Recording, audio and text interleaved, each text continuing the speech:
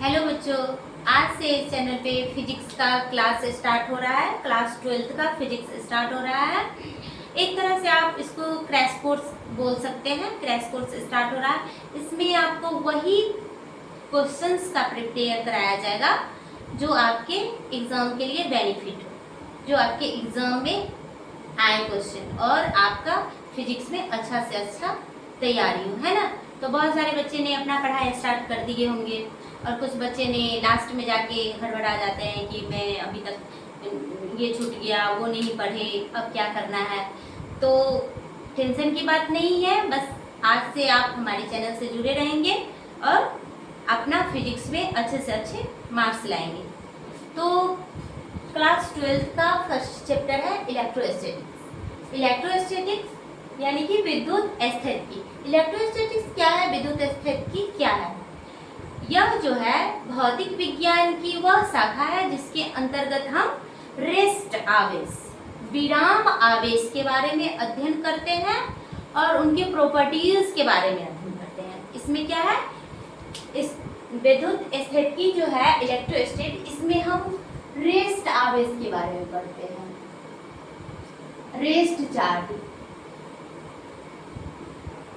इसमें हम rest charge के बारे में पढ़ते हैं ना। इलेक्ट्रोस्टैटिक्स भौतिक विज्ञान की वह शाखा है जिसके अंतर्गत हम विराम आवेश और उनके गुणों के बारे में जानते हैं। वह क्या कहलाता है? विद्युत स्थितिकी। विद्युत स्थितिकी में किसके बारे में पढ़ा जाता है? रेस्ट आवेश। अब आवेश क्या होता है? विद्युत आवेश क्या होता है? इलेक्ट्रिक चार्ज,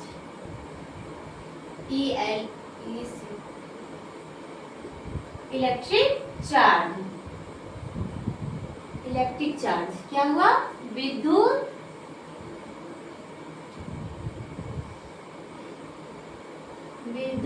आवेश, है ना। अब हम लोग जानेंगे इलेक्ट्रिक चार्ज, विद्युत आवेश। विद्युत आवेश क्या है?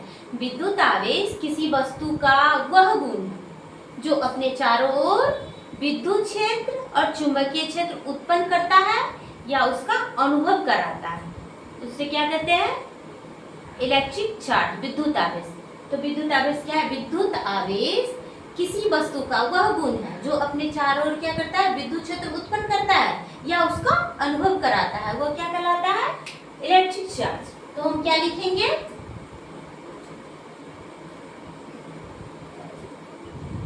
आवेश,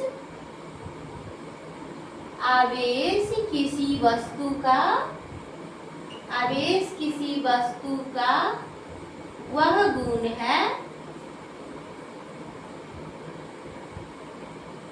वह गुण है जो अपने चारों ओर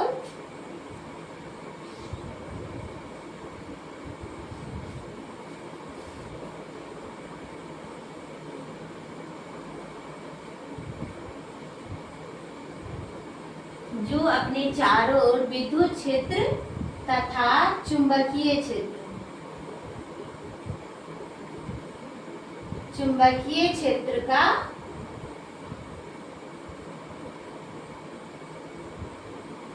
चुंबकीय क्षेत्र उत्पन्न करता है या उसका अनुभव कराता है। क्या कराता है? अनुभव कराता है।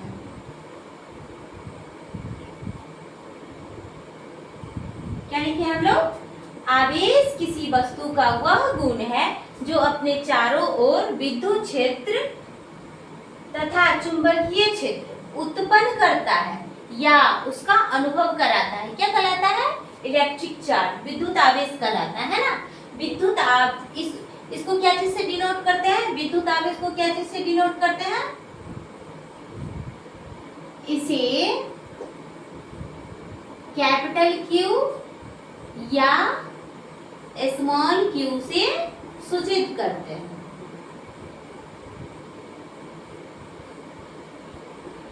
इसे क्या करते हैं? कैपिटल क्यू या स्मॉल क्यू से सूचित करते हैं। अब इसको क्या चीज से सूचित करते हैं? कैपिटल क्यू या स्मॉल क्यू। जहां भी अब इस चैप्टर में आपको क्यू दिखेगा, कैपिटल क्यू या small Q, it means charge. It means charge, तो वो क्या रहेगा, चार्ज रहेगा। आवेश का SI मात्रक, आवेश का मात्रक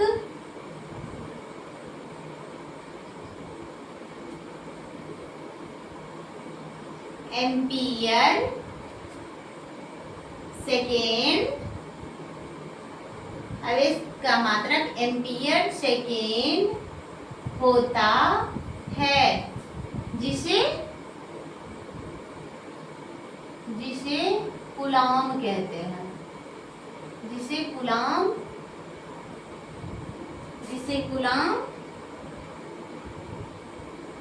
कहते हैं। आवेश का मात्रक क्या होता है, एम्पियर सेकेंड, जिसे कूलॉम कहते हैं। अब ऑप्शन में रहेगा कि निम्नलिखित में से आवेश के मात्रक कौन है। एम्पियर सेकेंड नहीं दिया रहेगा, कभी कूलॉम रहेगा, मीटर सेकेंड, कूलॉम, तो हम किस में टिक करेंगे, कूलॉम में। कभी कूलॉम नहीं रहेगा तो एम्पियर सेकेंड रहेगा, है ना। तो आवेश का SI मात्रक क्या होता है, एम्पियर सेकेंड होता है, जिससे कूलॉम कहते हैं। अब ये एम्पियर सेकेंड और ये कूलॉम कहाँ से आए, तो आवेश बराबर होता है, आवेश बराबर होता है विद्युत धारा, विद्युत धारा इलेक्ट्रिक करंट इनटू समय, समय है ना। तो आवेश Q बराबर क्या होता है, आवेश को क्या चीज से डिनोट करते हैं, Q से, Q बराबर। विद्युत धारा को क्या चीज से डिनोट करते हैं, I से। समय को क्या चीज से, T से, विद्युत धारा को I से और T से। तो ये फॉर्मूला बन गया हमारा Q बराबर I, स्मॉल दिए तो सभी जगह स्मॉल दे लेते हैं, है ना, I और T, तो Q बराबर I T, ये हमारा फॉर्मूला हो गया।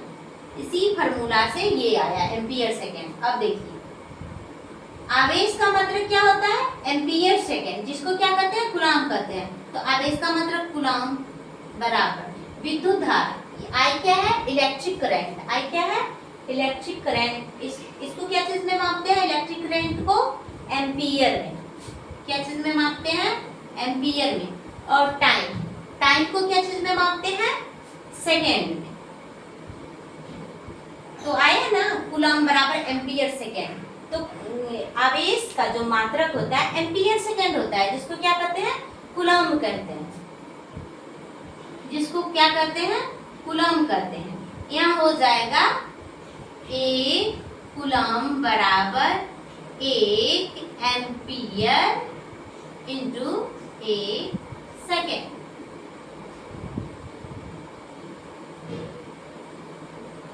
एक कूलॉम बराबर 1 एम्पियर इंटू 1 सेकेंड। अब हम एक कूलॉम का, अब है ना कूलॉम, एक कूलॉम क्या होता है, 1 कूलॉम। ये क्या होता है, जब किसी चालक तार से, जैसे कि ये चालक तार है, जब किसी चालक तार से 1 सेकेंड में, जब किसी चालक तार से 1 सेकेंड में 1 एम्पियर की धारा प्रवाहित होता है, तो उस चालक तार में उपस्थित कुल आवेश कितना होता है, 1 कूलॉम होता है। समझ गए। जब किसी चालक तार में 1 सेकेंड में 1 एम्पियर की धारा प्रवाहित होती है, तो उसमें उपस्थित कुल आवेश कितना होता है, 1 कूलॉम होता है। तो हमसे पूछेगा ना कि 1 कूलॉम, कभी कभी एग्जाम में आता है, ये वेरी इंपॉर्टेंट क्वेश्चन है, 1 कूलॉम को डिफाइन कीजिए। कभी कभी हम लोग को एग्जाम में भी आता है कि 1 कूलॉम को डिफाइन कीजिए। तो हम क्या लिखेंगे, जब किसी चालक तार से 1 सेकेंड में, है ना 1 सेकेंड, 1 सेकेंड में 1 एम्पियर की धारा प्रवाहित होती है, तो उस चालक तार में उपस्थित कुल आवेश कितना होगा, 1 कूलॉम होगा। उस चालक तार में उपस्थित कुल आवेश कितना होगा, 1 कूलॉम होगा। तो 1 कूलॉम का डिफिनेशन आप लोगों को पता हो गया। लिख लेंगे खुद से कि जब किसी चालक तार में 1 सेकेंड में 1 एम्पीयर की धारा प्रवाहित हो रही है तो उसमें उस चालक तार के अंदर उपस्थित कुल आवेश कितना होता है? कितना होता है? 1 कूलम। कितना होता है? 1 कूलम। ठीक है, इसको स्क्रीनशॉट कर लीजिए, फिर आगे बताते हैं।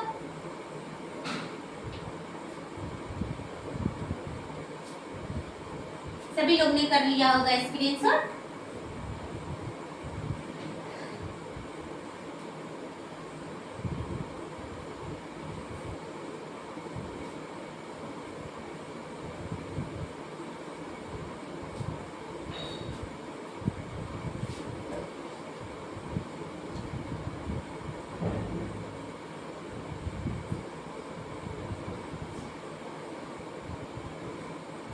अब आवेश क्या होता है?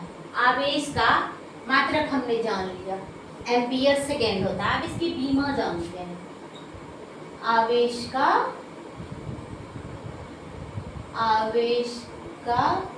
बीमा, डायमेंशन है ना, आवेश का बीमा। तो ये भी कौन सा कैसे आएगा? आवेश का बीमा क्या होता है? ए टी होता है, ए टी। ये कैसे आया? फॉर्मूला हमने अभी बताया है, Q बराबर आई टी। Q बराबर आई टी मैंने अभी बताया है जस्ट। तो ये एटी कहाँ से आया? आवेश का जो बीमा होता है एटी कैसे आया? तो आई का बीमा क्या होता है? इलेक्ट्रिक करंट का बीमा एम्पियर में मापते हैं, लेकिन उसका बीमा भी ए होता है। और टी, टाइम का बीमा क्या होता है? टी ही होता है। टाइम का बीमा टी ही होता है। तो ये आवेश का बीमा क्या हो जाएगा? एटी हो जाएगा, है ना। आवेश का बीमा क्या हो जाएगा? एटी हो जाएगा। आवेश क्या है? आवेश कौन सी राशि है? आवेश एक अदिश राशि है। आवेश एक अदिश राशि है। आवेश क्या है? आवेश एक अदिश राशि है।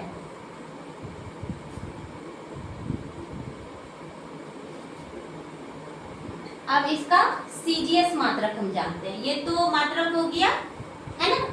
अब सीजीएस मात्रक, आवेश का सीजीएस मात्रक क्या होता है? आवेश का सीजीएस मात्रक, आवेश का सीजीएस मात्रक क्या होता है? Aesthete coulomb. एस्थेट कूलम, जिसको क्या कहते हैं? ESU।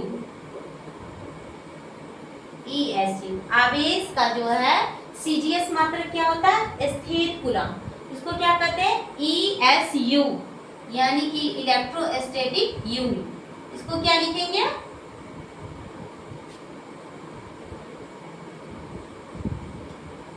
Electrostatic unit, electrostatic unit ESU, है ना। तो आवेश का सीजीएस मात्रक क्या होता है? स्टेट कूलम, स्थिर कूलम, यानी कि इलेक्ट्रोस्टैटिक यूनिट। तो एक कूलम में कितना स्टेट कूलम होता है? 1 कूलम में कितना स्टेट कूलम होता है? 3 × 10⁹ ESU, यानी कि इलेक्ट्रोस्टेट यूनिट। एक कूलम में कितना यूनिट होता है? 3 × 10⁹ ESU। एक कूलम में कितना यूनिट होता है? 3 × 10⁹ इलेक्ट्रोस्टैटिक यूनिट, है ना। आवेश का अब एक बड़ा मात्रक होता है ना। आवेश का एक बड़ा मात्रक, जैसे दूरी का मात्रक क्या होता है? मीटर होता है। उससे बड़ा मात्रक क्या होता है? किलोमीटर होता है ना। उससे भी बड़ा मात्रक प्रकाश वर्ष होता है ना। तो उसी तरह आवेश का सबसे बड़ा मात्रक क्या होता है? आवेश का सबसे बड़ा मात्रक क्या होता है? तो आवेश का सबसे बड़ा मात्रक होता है, आवेश का बड़ा मात्रक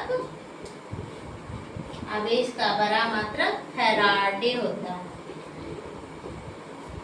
फैराडे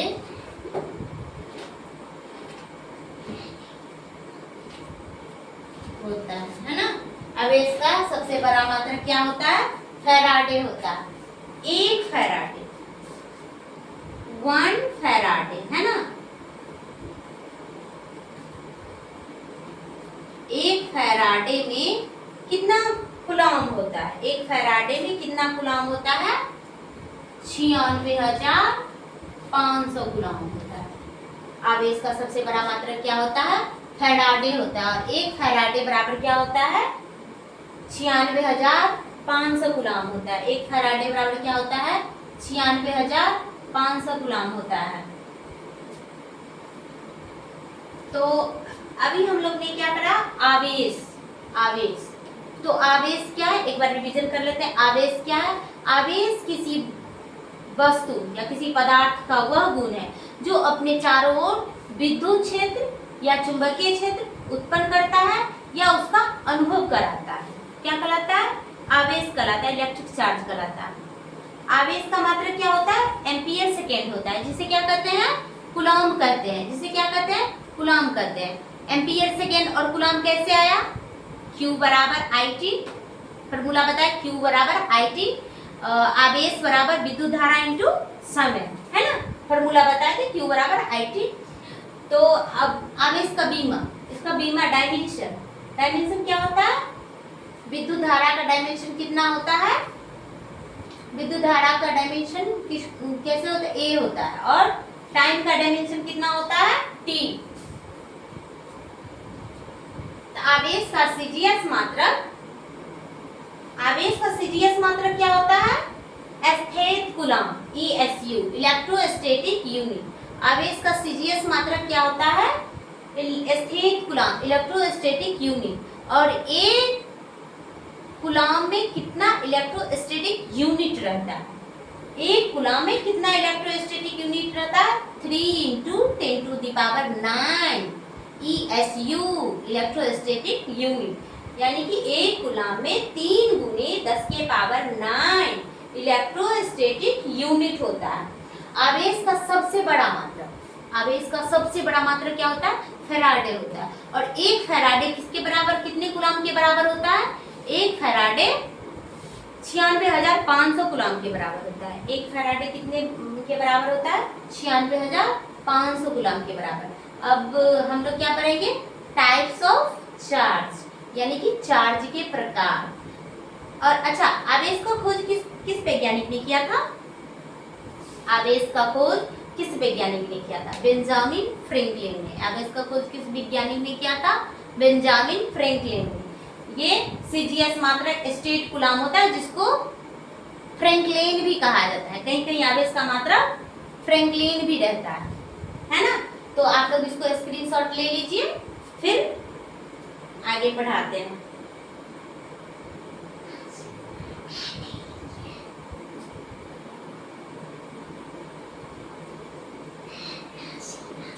ठीक है,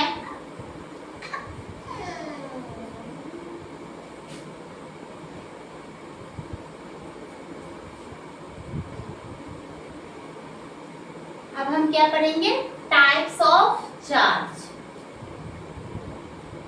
क्या पढ़ेंगे? टाइप्स ऑफ आवेश के प्रकार। Types of charge.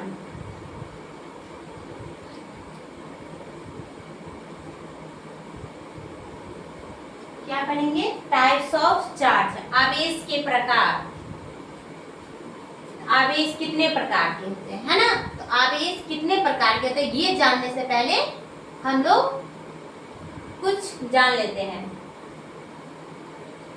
Benjamin Franklin ने थे, तो उन्होंने आवेश पर वो अपना ये किया था, अध्ययन किया था, तो उन्होंने बताया। उसके बाद बताया आवेश कितने प्रकार के थे। तो पहले हम जान लेते हैं कि बेंजामिन ने क्या बताया।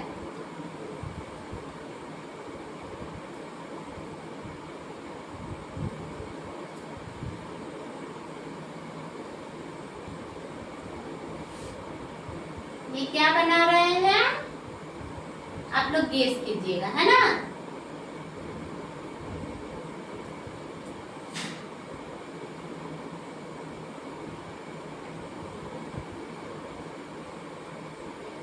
ये क्या है, गोलू का खिलौना। ये क्या है, गोलू का खिलौना, है ना। गोलू आया, फिर क्या किया, कौन आया, बेंजामिन फ्रैंकलिन। बेंजामिन फ्रैंकलिन ले आए। ये क्या है, रेशम के कपड़े, रेशम के कपड़े, है ना। ये क्या है, रेशम का कपड़ा।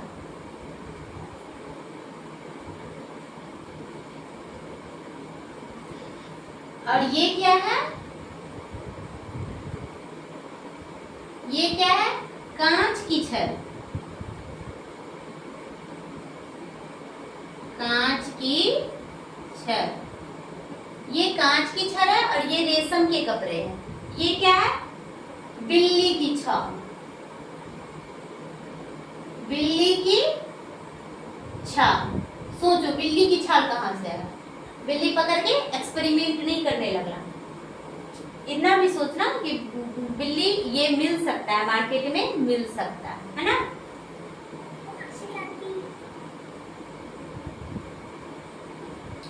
और ये क्या है, एबोनाइट की छड़ी।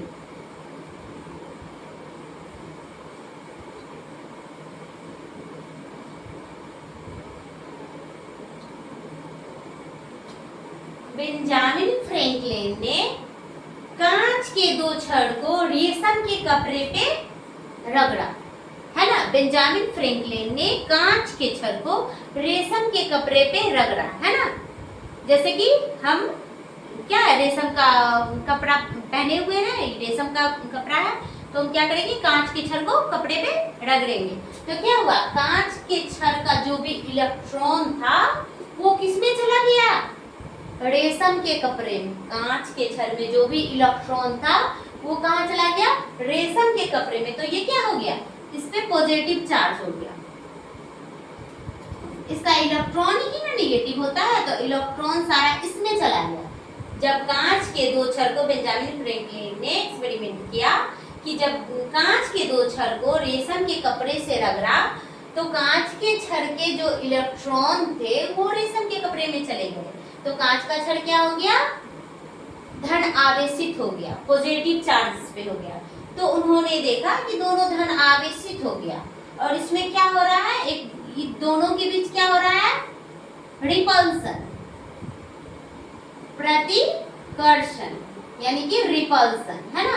ये दोनों के बीच देखे क्या हो रहा है, दोनों कांच का दो छड़ था तो दोनों पे पॉजिटिव चार्ज आ गया। तो उन्होंने एक्सपेरिमेंट किया कि दोनों चार्ज एक दूसरे से दूर हट रहे थे, रिपल्सन हो रहा था, प्रतिकर्षण हो रहा था, दोनों एक दूसरे से दूर हट रहे थे, है ना। तो फिर अगला एक्सपेरिमेंट किए बिल्ली की छाल से। एक बार रेशम के कपड़े से, फिर दूसरा बार क्या किया, बिल्ली की छाल से, है ना।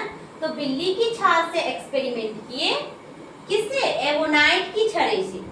तो एबोनाइट की छड़े को जब बिल्ली की छाल से एक्सपेरिमेंट किए तो इसमें निगेटिव चार्ज आ गया, इसमें निगेटिव चार्ज आ गया। ये क्या हो गया, ऋण आवेशित हो गया। फिर उन्होंने ये सोचा कि इसमें तो इसका सारा इलेक्ट्रॉन रेशम के कपड़े में चले गए, लेकिन इसमें क्या हुआ, इसमें बिल्ली की छाल से जो रगड़े तो बिल्ली की छाल में जितना भी इलेक्ट्रॉन था इसमें इन कर गया। एबोनाइट की छड़े में जितना भी जो इलेक्ट्रॉन था बिल्ली की छाल में सब इसमें आ गया।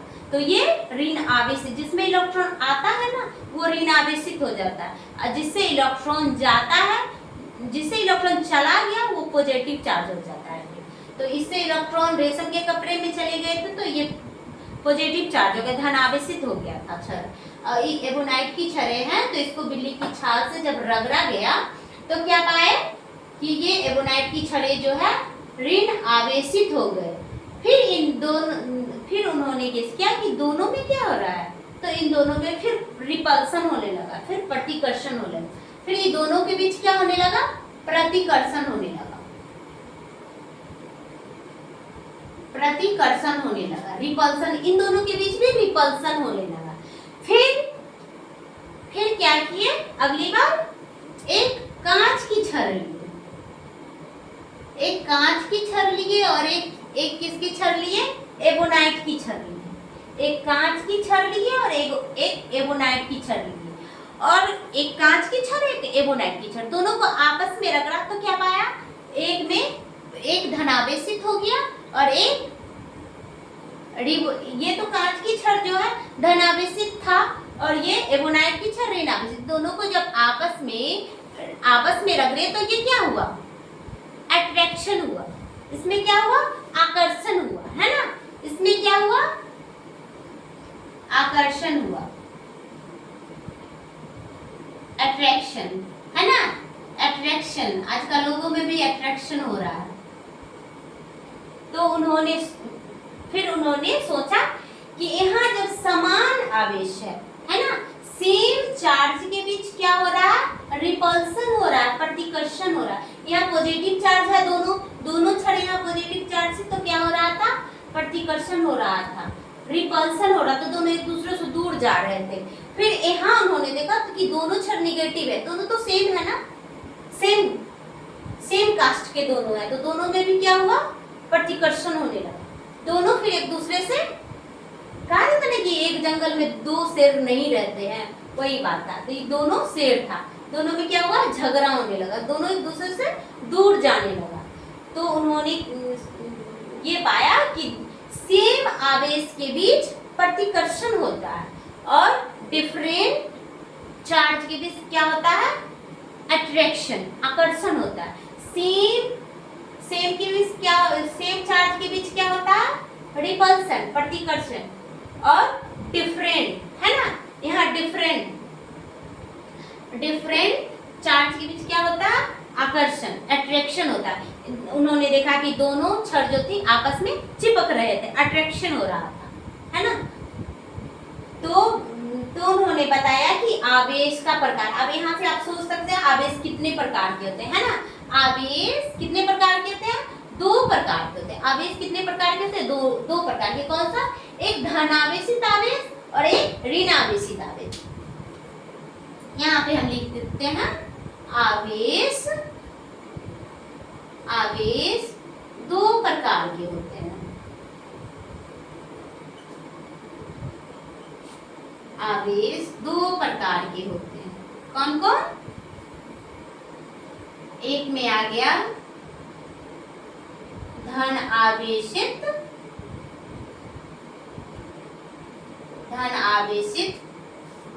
आवेश, पॉजिटिव चार्ज, और एक हो गया नेगेटिव चार्ज, ऋण आवेशित।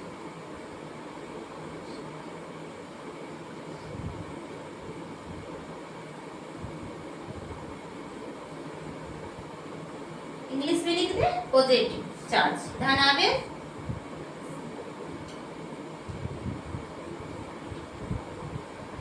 पॉजिटिव चार्ज, और ऋण आवेश, नेगेटिव चार्ज।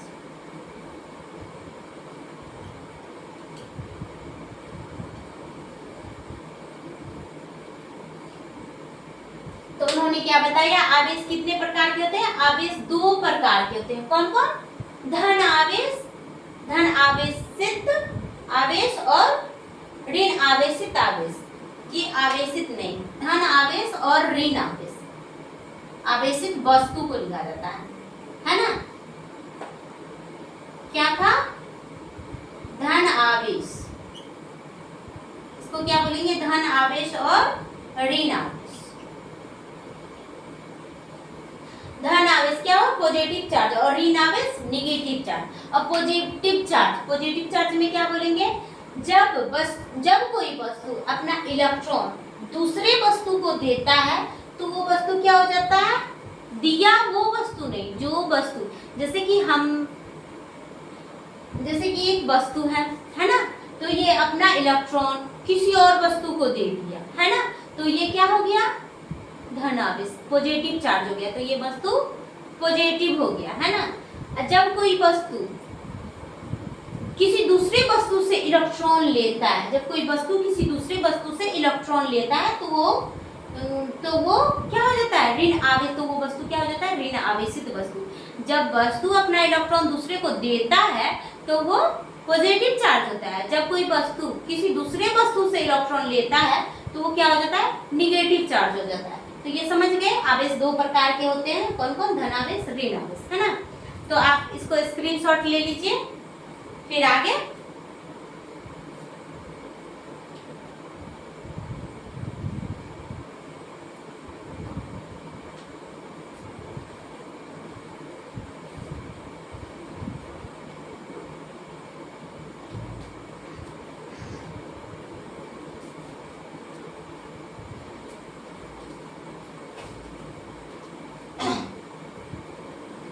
तो अभी हम लोग ने क्या पढ़ा, आवेश। आवेश क्या है ना, टाइप्स ऑफ चार्ज, आवेश के प्रकार, है ना। अब क्या करेंगे, प्रॉपर्टीज ऑफ चार्ज।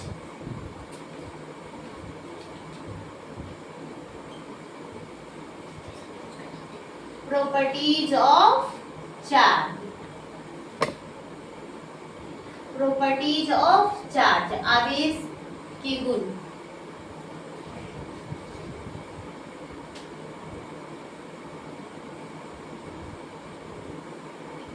आवेश के गुण, है ना। गुण सभी लोगों के अंदर होता है ना। जैसे आप लोगों का होगा, पढ़ाई करने में नींद आ जाता है ना। ये तो गुण ही न है, सबके अंदर गुण होते हैं। तो जैसे आवेश का तो हम लोग अभी क्या पढ़ेंगे, प्रॉपर्टीज ऑफ चार्ज, आवेश के गुण, है ना। तो आवेश के गुण में पढ़ेंगे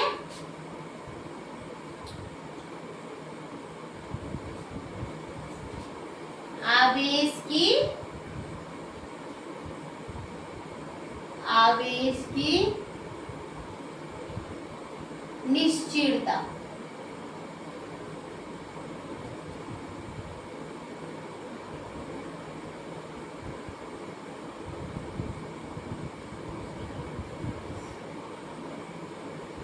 आवेश की निश्चितता, है ना। क्या पढ़ेंगे, आवेश की निश्चितता। तो जैसे कि हम, है ना, यहाँ जैसे कि हम अब बैठे हैं या सोए हैं या दौड़ रहे हैं, तो किसी भी वस्तु में चार्ज जो है वो नहीं बदलता है, वो क्या रहता है, हमेशा उतना ही चार्ज। जैसे कि हम अभी बैठे हैं तो भी मेरे बॉडी में उतना ही चार्ज रहेगा, अगर हम दौड़ रहे हैं तो भी क्या रहेगा, चार्ज उतना ही रहेगा। तो क्या है, आवेश पर वेग का प्रभाव नहीं पड़ता है। वेग मतलब कि हम मेरे दौड़ने, चलने, बैठने, उठने, इस सब से क्या है, आवेश पर कोई प्रभाव नहीं पड़ता। आवेश स्वतंत्र होता है, इस पर कोई प्रभाव, वेग का कोई प्रभाव नहीं पड़ता। हम बैठे हैं तो जितना मेरे बॉडी के अंदर जितना आवेश है, अगर हम दौड़ रहे हैं उस टाइम भी मेरे अंदर उतना ही चार्ज रहेगा, मेरे बॉडी में उतना ही चार्ज रहेगा, है ना। तो इसमें हम क्या लिखेंगे, आवेश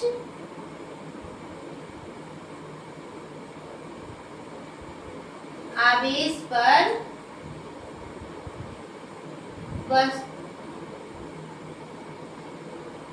नहीं, ऐसे नहीं लिखेंगे,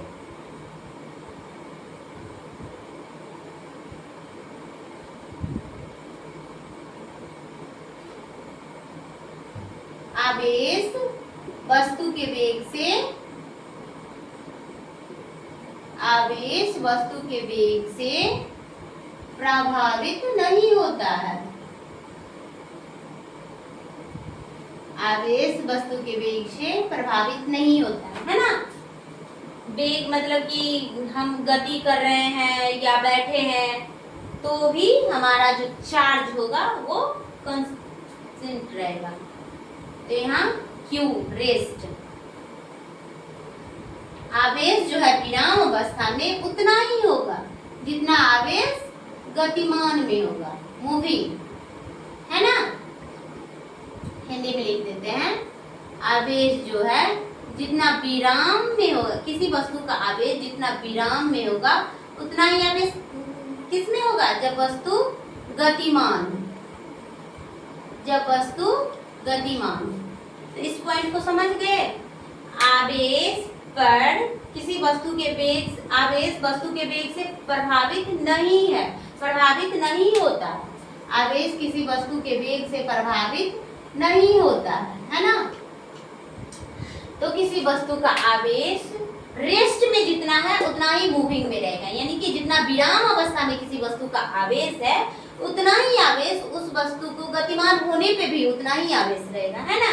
तो जितना आवेश विराम में है उतना ही आवेश गतिमान में है, यानी कि वस्तु के वेग से इसका कोई लेना देना नहीं। वेग का प्रभाव वस्तु के आवेश पर नहीं पड़ता है, बट द्रव्यमान पर पड़ता है। जब किसी वस्तु का द्रव्यमान रेस्ट में है और गतिमान होता है तो उसमें द्रव्यमान में परिवर्तन होता है, वस्तु का द्रव्यमान बदल जाता है। वस्तु का द्रव्यमान क्या बदल जाता है, यहाँ पे नोट में लिख सकते हैं। नोट,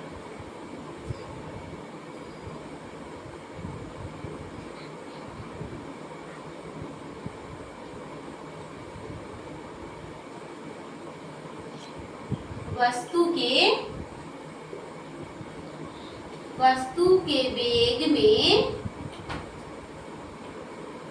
परिवर्तन, वस्तु के वेग में परिवर्तन होने से उस वस्तु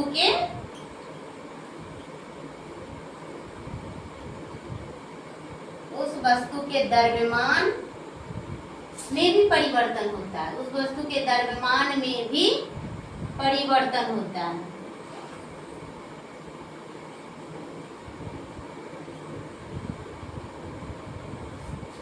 यहाँ क्या था, आवेश, किसी वस्तु का आवेश जो है वेग से, वेग प्रभावित नहीं करता उसको, बट द्रव्यमान को करता है। अगर किसी वस्तु के वेग में परिवर्तन होने से उस वस्तु के द्रव्यमान में भी परिवर्तन होता है ना। जो वस्तु का जो द्रव्यमान रेस्ट में है वो फिर मूविंग में नहीं होगा, उसका चेंज हो जाएगा। कितना होगा, m equal to m naught बट्टा root under 1 minus v square बट्टा c स्क्वायर। अब सोचो ये कहाँ से आया, ये आइंस्टीन का सापेक्षिक आर्द्रता का सिद्धांत है ना। आइंस्टीन साहब ने इस फॉर्मूला को प्रूव भी किए हैं।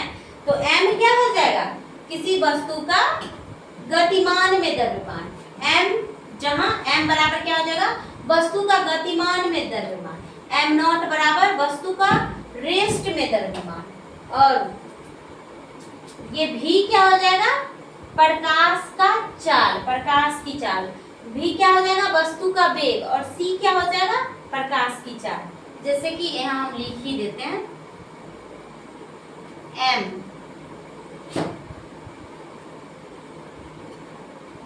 m बराबर क्या हो जाएगा, वस्तु का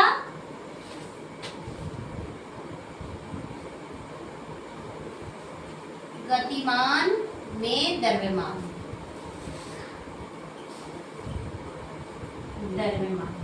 और m नॉट क्या हो जाएगा, वस्तु का विराम में द्रव्यमान।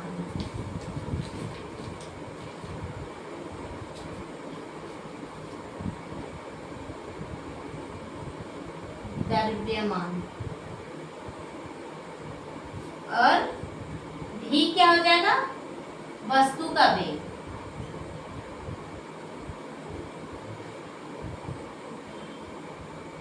c क्या हो जाएगा, प्रकाश की चाल, प्रकाश की चाल।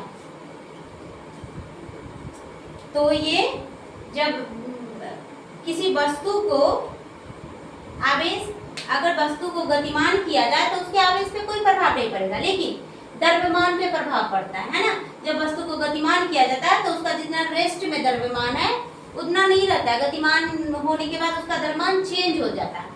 ये m बराबर m not by root under 1 minus v square by c square, ये फॉर्मूला आइंस्टीन ने दिए थे, सापेक्षिक आवर्तता का सिद्धांत है ये। तो m बराबर क्या हो जाएगा, m क्या है, वस्तु का गतिमान में, जब वस्तु गतिमान में है तब उसका द्रव्यमान कितना है, और m नॉट जब वस्तु विराम में था तब उसका द्रव्यमान कितना था, और v वस्तु का वेग कितना है, और c क्या हो जाएगा, प्रकाश की चाल, है ना। तो अभी तक हम लोग ने कितना पढ़ा दिया, क्या चीज बताया आज, आवेश क्या है, और टाइप्स ऑफ चार्ज, आवेश के प्रकार, और प्रॉपर्टीज ऑफ चार्ज, आवेश के गुण। आवेश के गुण में अभी हमने एक ही बताया और बहुत सारे गुण हैं, है ना। तो आज के लिए इतना ही, और समझ में आया तो फिर कमेंट कीजिएगा, और अच्छा लगे तो लाइक कीजिएगा, और कमेंट में जरूर बताइएगा कि आपको ये कैसा लगा क्लास। तो फिर हम अगली क्लास में सुधार करेंगे कि कहाँ पे मतलब आप लोगों को कहाँ पे नहीं समझ में आया, कैसा है, ठीक ना। तब तक के लिए जय हिंद।